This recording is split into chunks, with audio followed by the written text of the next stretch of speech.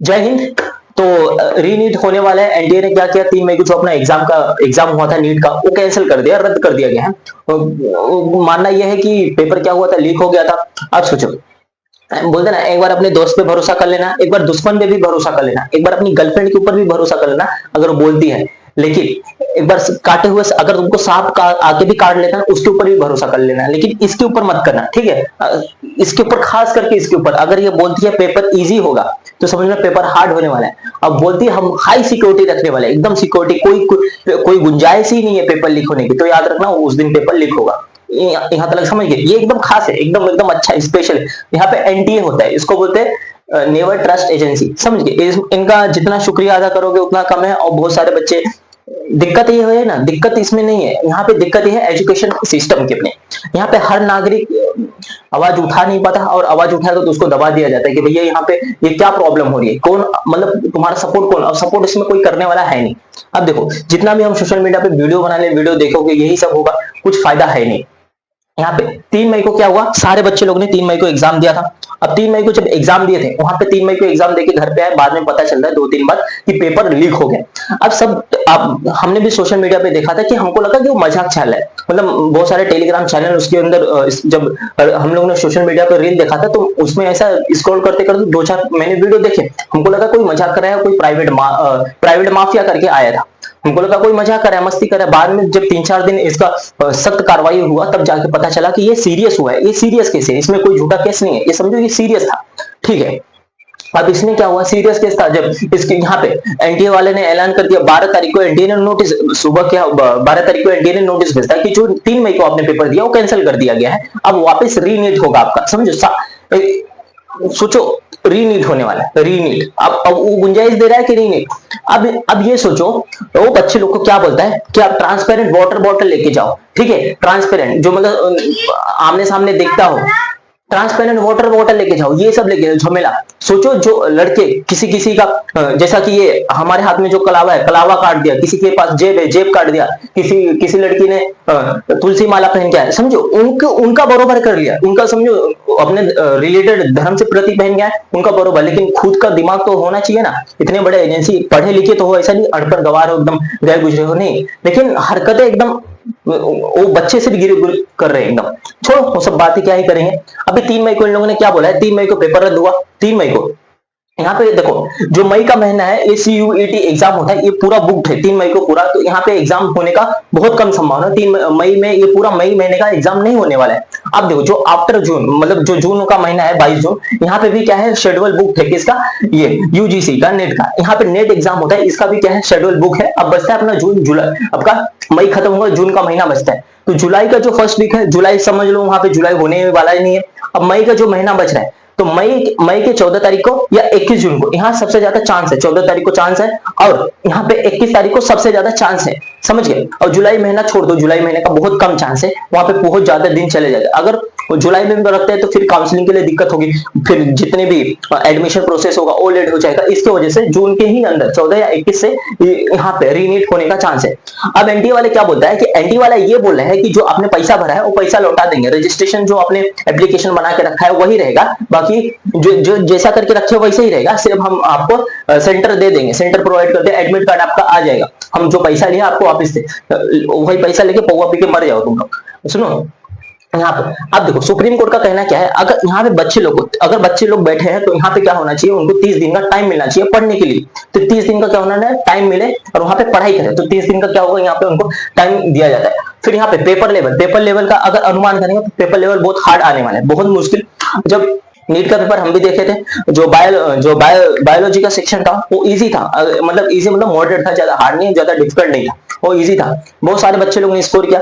इसमें गलती क्या आती है ना, अब आंसर की आ गया, बहुत सारे बच्चे आए कि आंसर की चेक किया और उसमें उतला गए, एकदम चिल्लाने लगे 710, 705, 720, मतलब वैसा अपने आप को दिखाने लगे। भैया जब तक मत दिखाओ तब तक आप शांत रहो, कुछ भी मत बोलो। आ गया आंसर, आपको पता है, आपके जो कोचिंग सेंटर में टीचर लोग हैं सबको पता है, उनको बता दो। दुनियादारी छोड़ दो, किसी को भी मत बताओ। जिस दिन रिजल्ट आएगा उस दिन पूरी दुनिया को पता ही चल जाएगा, पूरे हिंदुस्तान के हर नागरिक को पता चल जाएगा आपने टॉप किया है। ऐसा अभी फिलहाल तब तक शांत रहो जब तक हम बोलते हैं ना कामयाब ना हो, तब तक शांति से एकदम बैठे रहो। बहुत सारी कोचिंग टीचर है अपने आप को उड़ने लगे, दिखाने लगे हमारे इधर का बच्चा है, ये उधर, समझिए उसमें ही प्रमोशन करना चालू कर दे। और जितने भी टीचर थे, जो बड़े बड़े एजुकेटेड टीचर एकदम 30 साल के एक्सपीरियंस है, 10 साल 15 साल के, तो उनके हाथ जोड़ के ये रिक्वेस्ट करते हैं कि कभी कभी क्या होता है ना, बहुत सारे आके बोलते हैं कि उसकी एनटीए की औकात नहीं, हमारे अंदर से हमारे इधर से क्वेश्चन पूछेगा, बाहर से आएगा ही नहीं, लिख के देता हूँ। उस दिन एनटीए ने हार्ड बना दिया था।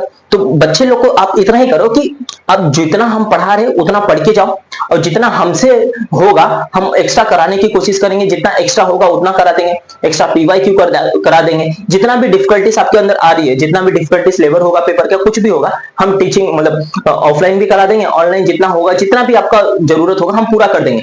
लेकिन बच्चे को ये उम्मीद मत दो कि हम जितना पढ़ा रहे उसी से पढ़ के जाओ या वही में से आएगा। पता चलिए पढ़ के वही जा रहे, एनटीए कुछ और कह रहे हैं, तुम पढ़ा रहे हो ऐसे एप्पल और वहां पे पूछ रहा है ऐसे आम, तो यही दिक्कत हो जाएगी। तो समझ, एनटीए वाला है, स्पेशली एनटीए वाले थोडं समजो। आता काय सांगणार मी, आता तुम्ही लोक पूर्ण बघते हे व्हिडिओ मध्ये, पूर्ण तुम्हाला सगळ्या लोकांना माहिती आहे की आता हे हिंदुस्थान मध्ये एनटीए काय केलंय। पण आता मी काय बोलू नाही शकत ना। आता तुमच्याकडे हे पूर्ण नागरिक काय, जेव्हा पूर्ण नागरिक येऊन सांगणार की ऍक्शन घ्या, त्याच्यामध्ये आता काय आम्ही लोक काय बोलू नाही शकत। चलो आता हम लोग काय करू नहीं सकते, सुप्रीम कोर्ट ने। अब देखो यहाँ पे पेपर का अभी आपके पास टाइम नहीं है, 30 महीना है, तो चुपचाप ये देखो एनसीईआरटी पड़ी रहेगी, चुपचाप एनसीईआरटी पड़ी है अपने पास, तो यही एनसीईआरटी ले लो, 11th 12th की जितनी भी एनसीईआरटी है अपने, ये देखो कुछ इस तरीके से दिखती रहेगी। जो लोगों ने नहीं खरीदा है खरीद लो और पढ़ना चालू कर दो, ठीक है, 1 महीना ही बाकी है, तो खरीद लो और खरीद के पढ़ना चालू कर दो। तो यही बात आ जाएगी। तो वहां पे आप क्या करो, खरीदो और पढ़ना चालू कर दो। ये कि वापस नहीं वीडियो लेक्चर चालू करो, नहीं। तो सुप्रीम कोर्ट का ऑर्डर यह है कि अगर पेपर लीक होता है 30 दिन टाइम मिलना चाहिए। और क्या करो, जितना पीवाईक्यू कर सकते हो आप पीवाईक्यू का ही प्रैक्टिस करो, ज्यादा एक्स्ट्रा कुछ भी मत करो। फिजिक्स केमिस्ट्री बायो जितना भी होता है आप पीवाईक्यू का प्रैक्टिस करो। यहाँ तक समझे। अब देखो, अब मुद्दे की बात करते हैं। टोटल इस साल ने 22.79 लाख स्टूडेंट है, 22.79 लाख स्टूडेंट ने पेपर अपियर किया था, पेपर दिया था। अब देखो यहाँ पे पेपर दिया था, अब टोटल अपने पास 1 लाख सीट भी मुश्किल से है। अब 1 लाख सीट आ रही है, तो 1 लाख सीट टोटल बच्चे 22 लाख बैठ रहे हैं, 1 लाख सीट है, 1 लाख से अनुमान पकड़े थे 1 लाख की सीट है। अब इसमें 22 लाख को 1 लाख के अंदर 22 लाख भर सकेंगे, नहीं भर पाएंगे। अब इतने बच्चे, जिन लोग को सीट मिल गया गवर्नमेंट का, एमबीबीएस कॉलेज मिला, कुछ भी मिला, जिन लोग को समझो 1 लाख, क्या 1 लाख बच्चे लोग को समझो 1 लाख सीट है, 1 लाख को बच्चे लोग सिलेक्शन हो गया, एमबीबीएस हो गया, बीयूएमएस हो गया, कुछ भी हो गया, जो मेडिकल में चले गए। और 22 में से 1 लाख कम कर देते हैं, 21 लाख 79 मतलब 21.79 लाख, तो उनके ऊपर एक टैग लगा देंगे, फेलियर का टैग लगा देते कि ये बच्चा फेल है। अरे तुम्हारे पास मेडिकल कॉलेज ज्यादा रहेगा तो बच्चे भी उतना ही निकलेंगे, समझ गए। तो मेडिकल कॉलेज बढ़ाओगे, अगर तुमने मेडिकल कॉलेज 20 लाख रख दिया तो लो 20 लाख बन के ही निकलेंगे। तुम करके तो देखो, लो मेडिकल कॉलेज लगाओ, 70 लाख मेडिकल कॉलेज बनाओगे तो 70 लाख बन के निकलेंगे। ऐसी बात नहीं है, समझ गए।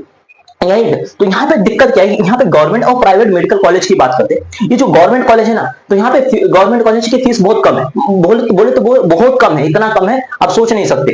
30,000 50,000 के अंदर आपका पूरा 5 साल का एमबीबीएस हो जाता है, और सरकार ऊपर से तुम्हारा पैसा भी वापस कर देती। तो यहाँ पे है ना, इन लोगों ने जब पेपर लीक हुआ था, तो यहाँ पे कुछ जगह पे पेपर लीक हुआ, जैसे राजस्थान हो गया, राजस्थान के सीकर जगह पे, फिर हरियाणा पहुंचा, केरला पहुंचा, फिर उसके बाद अपना महाराष्ट्र नासिक, इस जगह से यहाँ पे क्या हुआ, सर्कुलेट होना चालू हुआ पेपर।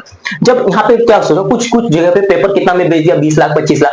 तो बच्चे लोग ने क्या सोचा, अरे उतना हमारी कैपेसिटी नहीं है, हम प्राइवेट कर ले, प्राइवेट में 1 करोड़ 1.5 करोड़ इतना पैसा लग रहा है, कोई 1.5 करोड़ मांग लेता है। तो क्या सोचता है, चलो ना 20 लाख रुपया दे देंगे, पेपर ही मिल जा रहा है, पूरा पेपर सॉल्व करके दूसरे दिन पेपर दे रहा है, समझ गए। यहाँ पे यही दिमाग उन लोग का चलने लगा कि यहाँ पे प्राइवेट से बढ़िया गवर्नमेंट। अब सोचो, जो बच्चा एक दिन उसको सिर्फ पेपर मिला है, पेपर जाके सिर्फ चुपचाप सॉल्व करके वहां पे जाके मेन सेंटर पे अपना पेपर दे के आ रहा है, कल को अगर वो डॉक्टर बनता है, तो समझो झोला छापी बनेगा। ये नहीं, अगर कल को ये एनटीए वाले का, जो एनटीए वाले का मेन हो, उसके अंदर किरदार निभा रहे, अपना पूरा योगदान दे रहे हैं, जिन लोग आदमी लोग बैठे, कल को तुम्हारा बेटा, अगर कोई तुम्हारा बेटा या तुम्हारी बेटी या तुम खुद ही स्वयं, तुम्हारे ऊपर दिक्कत आती है, कुछ ऐसा चोट मोह कुछ भी हो जाता है, कल को आप हॉस्पिटल में जाते हैं, जिन लोग आपने पेपर लिखा है तो वही बच्चे आके आप तुम्हारा इलाज करेंगे, जिन लोगों ने पेपर लीक हुआ था और जिन लोगों ने खरीदा था वही बच्चे इलाज करेंगे। ये नहीं सुई लगाना रहेगा कहाँ पे लगा देंगे, कहाँ पे ऑपरेशन करना रहेगा दिल का तो करेंगे किडनी का, समझे, काटना कुछ और रहेगा तो काट और कुछ देंगे। तो इस बात को याद रखना। तो यहाँ बोलते हैं ना कर्म का फल बहुत खतरनाक होता है, और जब कर्म देखने आता है तो किसी को भी नहीं छोड़ता। तो यहाँ पे इन लोगों ने जो किया है इनका तो सरकार से एक ही चीज का अनुरोध करता हूँ, हाथ जोड़ के बोलता हूँ कि मोदी इसके ऊपर, नरेंद्र मोदी जी से एक ही निवेदन है कि इसके ऊपर सख्त से सख्त कार्रवाई हो और इन लोगों के ऊपर एक्शन लिया जाए। एजुकेशन मिनिस्टर के ऊपर भी, खासकर हिंदुस्तान के हर नागरिक इसके अंदर हो, क्योंकि हर साल का हो गया यार, नेट का पेपर लीक हो जा रहा है 2024 में, 25 में, अभी 26 का अभी पता चली, सुनने में नहीं आया रीनीट दे रहे, पता चली दूसरे दिन रीनीट का भी लीक हो रहा है। तो यहाँ पे सख्त से सख्त कार्रवाई होनी चाहिए, सीधा इनकाउंटर कर दो, समझिए, बहुत खतरनाक है देश के लिए, बोलते हैं दीमक की तरह है, धीरे धीरे धीरे धीरे अंदर से खोखला कर देते हैं। तो इसी तरीके से तो यहाँ पे यही दिक्कत होने लगी। अब बच्चे बहुत सारे पैनिक हो गए, जो आपने पेपर दिया था, इस बात को याद रखना, जो आपने पेपर दिया था वो पूरा बोलते ना पानी फेर के पूरा खराब कर दिया है। अब वापस से लोग रीनीट लेंगे, रीनीट लेने के बाद आपके ऊपर फिर वापस एडमिट कार्ड करेंगे, वापस आप कॉलेज, वापस जहाँ सेंटर रहेगा, सेंटर जो कॉलेज लगेगा, स्कूल लगेगा, वहां पे जाके वापस अपना नीट का एग्जाम दो। और पेपर बहुत हार्ड लेवल का होने वाला है, मुझे नहीं लग रहा इजी होगा, और इजी रख देगा तो समझ लेना अच्छी बात है। फिर यही तो जितने हैं यही सब होने वाला है, इसी के अंदर यही सब प्रॉब्लम आने लगी। अब बहुत सारे बच्चे लोग का प्रॉब्लम ये था कि शुरुआत कहाँ से करे पढ़ना, जो बबुआ पढ़ लिया वही पढ़ो और जो बाकी है यही सब। तो यहाँ पे दिक्कत यही थी कि जितना आप बायोलॉजी, फिजिक्स, केमिस्ट्री जिन लोगों ने अच्छा किया वापस पढ़ो, तो वापस इस बार क्या होगा, कट ऑफ बढ़ेगा, और फिर उसके बाद जो कट ऑफ क्या होगा, बढ़ेगा, जितने में आपको एमबीबीएस मिल रहा था उसका कट ऑफ बढ़ जाएगा, फिर यही प्रॉब्लम आएगी, कट ऑफ बढ़ेगा, फिर और सब इसी दिमाग में चलता रहेगा। बोलते ना इसमें अब एजुकेशन सिस्टम की बात करेंगे, क्या ही बोले, एजुकेशन सिस्टम अपने इंडिया का बोलते खिलौना समझ के रखा है, कोई भी आता है खेल के निकल जाता है। अब इसके ऊपर देखना चाहिए, सरकार को भी इसके ऊपर सख्त से सख्त कार्रवाई लेनी चाहिए कि यहाँ पे क्या हो रहा है। लेकिन अपने हिंदुस्तान की बात करेंगे ना, सरकारी अगर काम ऐसा हो तो यहाँ तक बात हो ही गए। तो यहाँ पे देखो हौसला तो हारना नहीं है, और जैसा एग्जाम दे के गए वापिस 3 मई को जैसा एग्जाम दिए तो वैसे ही होने वाला है, वापिस रीनीट दे देना, हौसला रखो, सब ठीक हो जाएगा। बोलते ना अंधेरे के बाद उजाला जरूर होता है, तो हम पूरी उम्मीद करेंगे अच्छा ये पेपर जाएगा अपना। तो जय हिंद, जय भारत, वंदे मातरम।